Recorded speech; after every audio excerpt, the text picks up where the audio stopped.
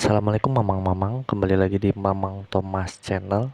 Di video kali ini Mamang Thomas akan membahas yang ringan-ringan saja ya, yakni kenapa animasi Indonesia itu tertinggal dari negara tetangga, contohnya seperti Malaysia.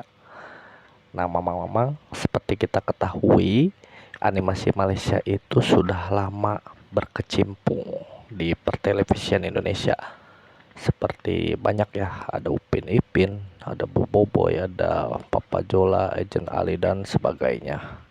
Nah, kenapa sih negara tetangga kita bisa sebanyak itu animasinya, dan juga kualitasnya juga sekarang tidak kaleng-kaleng ya Mamang. Nah, menurut Mamang Thomas, ada yang bilang sejak tahun 2008 di TPI atau 2012 di MNC, itu Mamang Thomas juga kurang begitu ingat ya. Tapi yang pasti sudah lama banget itu tayang di Indonesia, sekitar 15 sampai 12 tahunan. Sedangkan animasi kita itu seperti Adit dan Sopo Jarwo ya, Kiko, dan juga banyak sekali, lumayan juga animasi kita yang memang tahu. Adit Sopo Jarwo di MDTV, Kiko di RCTI ya, dan juga ada dari Rans Entertainment ya, yakni Cipung Abu Budi Mentari. Tapi Rans itu Cipung itu cerita itu spesifik ya buat anak-anak.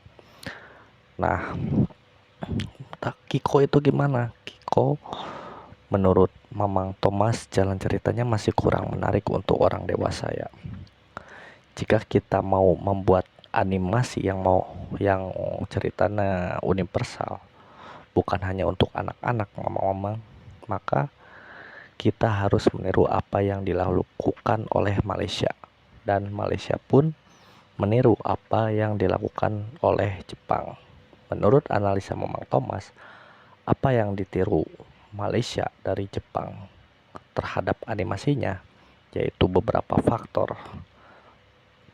Langsung aja, oke, tanpa opening, mari kita mulai. Yang pertama adalah Malaysia itu sangat bagus dalam membuat karakter development. Nah, apa itu karakter development? Yakni pengembangan karakter, dari karakter yang lemah jadi kuat. Pendalaman karakter juga diperinci, ayahnya siapa, kakaknya siapa, kekuatannya dari mana. Nah, itu yang membuat ceritanya menarik Mamang. Kalian pernah nonton pasti ya, generasi tahun 90-an itu Naruto ya. Bagaimana developmentnya dari dia yang gak bisa apa-apa menjadi yang paling overpower ya di semesta Naruto. Atau Luffy di One Piece, dari mengalahkan bajak laut yang lemah sampai sekarang mau bertarung dengan Im Sama, penguasa dunia One Piece. Nah, itu yang dilakukan oleh negeri tetangga kita terhadap animasinya. Sebagai kita ambil contoh kasus ya Boboiboy ya, yang dari dulu dia tuh kecil ya, sampai sekarang sudah terlihat agak remaja dan juga terlibat politik tentunya antar galaksi. Nah, itu dia yang dibutuhkan oleh para penikmat animasi. Salah satunya adalah pengembangan karakter atau karakter development. Poin yang kedua adalah karakter flaw atau kelemahan karakter. Nah, ini salah satu sisi menarik dari animasi, yakni kelemahan karakter. Meskipun karakternya adalah main karakter atau karakter utama, memiliki sebuah kelemahan yang tidak berkembang. Nah, di situ justru membuat kita betah mamang-mamang untuk menontonnya. Nah, ini ditiru lagi oleh negeri jiran kita dari Jepang. Sebagai contoh, Upin Ipin ya, sekarang dikasih agak sedikit mellow atau lebay atau dramatis. Nah, Agent Ali, dia tuh sedikit tak bisa mengambil keputusan ya kalau mamang lihat. Dan di Boboiboy, dia itu gegabah ya dan tukang lawak, apalagi ada sequelnya yaitu Amato, ayahnya Boboiboy di series Mechamato ya. Nah itu 11-12 sama kayak Boboiboy, tukang lawak juga. Pokoknya semua karakter tak memiliki kesempurnaan. Nah itu yang ditiru menurut Mamang Thomas dari animasi Jepang. Balik lagi kita ke karakter Naruto ya, Mamang sudah jelas Naruto cerobohnya seperti apa. Luffy, karakter yang kocak, memulai apapun tanpa berpikir. Nah, karakter flow ini yang membuat cerita menjadi menarik, Mamang. Menurut asumsi Mamang Thomas, karena apa? Mamang, karena kalau terlalu sempurna, kita sangat sulit terhubung sebagai penonton. Karena sejatinya manusia itu tak ada yang sempurna ya, Mamang. Nah, terus ada lagi, yang ketiga adalah alur cerita. Di alur cerita ini rata-rata ya, animasi yang populer itu memiliki berbagai alur cerita dan plot yang menyambung. Mau itu maju, mundur, bebas lah. Yang penting mempunyai alur yang nyambung dan juga jelas, Mamang. Ada kesinambungan ya antara alurnya. Sebagai contoh sederhana di animasi negeri tetangga kita yakni Boboiboy Galaxy yang alurnya sambung menyambung ya.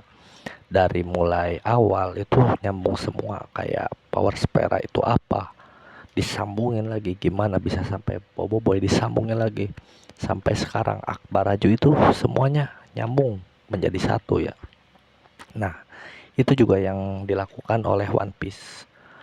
Dari awal ketemu Luffy ya di Tong itu nyambung terus sampai sekarang Egghead itu ceritanya sambung menyambung.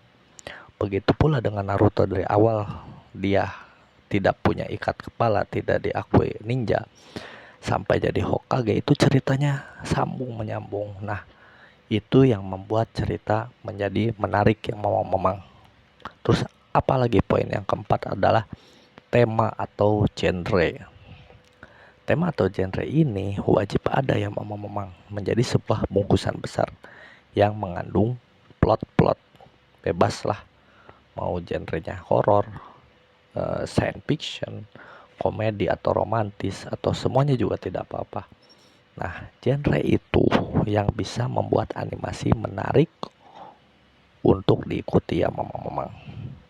Sebagai contoh, AOT itu fiksi tapi politiknya kental banget. One Piece juga politiknya sangat kental. Naruto juga sama. Meskipun ada komedinya tapi politiknya ada. Dan Boboiboy pun sekarang memasukkan unsur politiknya di arc terbaru ini. Itu yang dibutuhkan agar animasi menarik untuk diikuti. Nah, yang kelima adalah budget. Kalau soal budget ini, menurut Mamang Thomas akan mengikuti ya, sebagai contoh, bikin animasi dengan budget minim dulu. Lalu apabila keempat poin tadi terpenuhi dan penonton suka, misal ditayangkan di YouTube, lalu banyak yang lihat, lalu dapat cuan dari YouTube, itu bisa digunakan untuk mengembangkan animasinya. Sebagai contoh ke animasi negeri jiran kita ya, Boboiboy. Dulu animasinya gimana sih? Menurut Mamang Thomas sih B aja. Tapi sekarang sudah jauh lebih bagus, sudah mantap. One Piece juga dulu kualitasnya segimana, tapi sekarang bagus banget. Tapi sebaliknya, kalau budgetnya gede tapi ceritanya nggak banget, ya nggak bakalan ada penonton. Maka cerita itu yang terpenting ya, Mamang. Ide dulu yang penting, kreativitas yang utama, kualitas bisa nyusul. Maka dari itu semangat bikin animasinya para animator Indonesia yang muda-muda yang bisa bikin animasi. Mamang Thomas mah jujur bukan fashion ya bikin animasi. Nah, semoga mamang-mamang yang passionnya animator berkembang dan kita bisa bareng-bareng bersama negeri tetangga kita dalam dunia animasi, kita bisa berkembang bersama-sama. Nah, di sini Mamang Thomas hanya ngasih tahu kenapa sih animator kita nggak bisa berkembang. Kalau ada aspek lain bisa tulis aja di kolom komentar ya Mamang. Sekian dari Mamang Thomas. Assalamualaikum warahmatullahi wabarakatuh. Nih baterai senternya habis. Oke.